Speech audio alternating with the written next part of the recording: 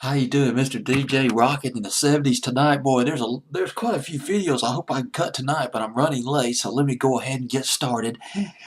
Excuse me, a Lost 45 by Nino Tempo.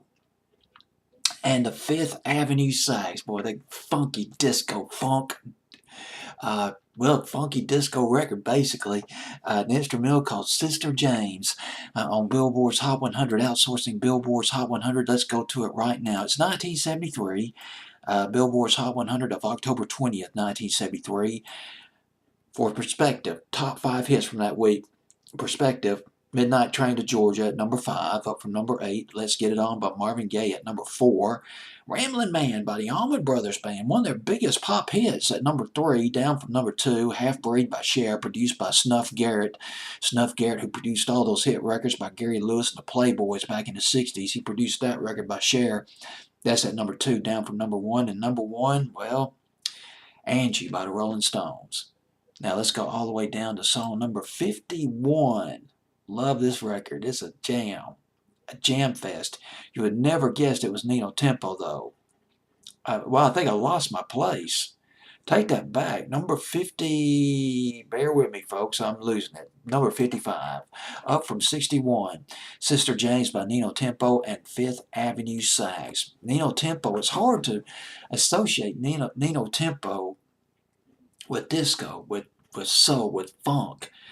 After all, it was he who teamed up with April Stevens, although April Stevens was a stage name. It was actually his sister, had that huge hit with Deep Purple in 1963, which was a standard that went back to 1939, and they redid another standard called Whispering. That was in 1964. I'll mention a little something about April Stevens in just a minute. Well, I'll mention something about her right now. Gosh, dog it. She did this amazing record. If you never heard this record, I'm sure YouTube still has this video to the record. Well, at least, video up to the record. It's oh gosh, Teach Me Tiger, I believe was the name of the song. It's one of the most, it caused an uproar. It was probably one of the most, I'll just put it diplomatically, one of the most sensual records you'll ever hear. It's just beautifully done. It caused an uproar at the time. Radio stations said, we can't play this.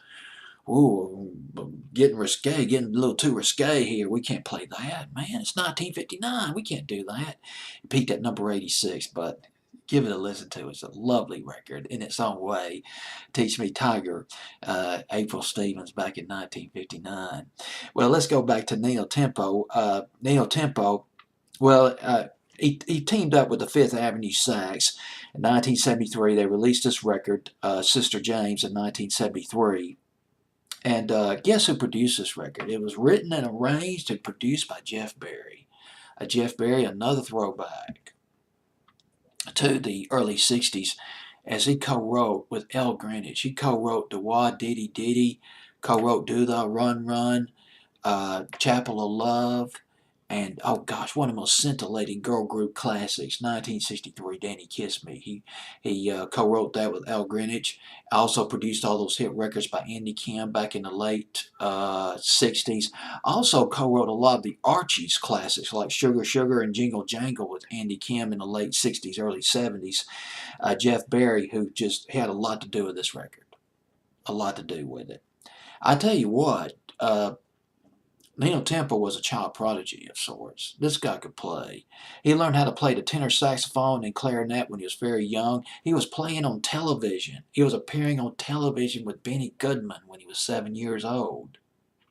Later became a member of the Wrecking Crew, the Crack, Los Angeles session musicians later on in the 60s. Nino Tempo. Well, anyway, let's go to this record.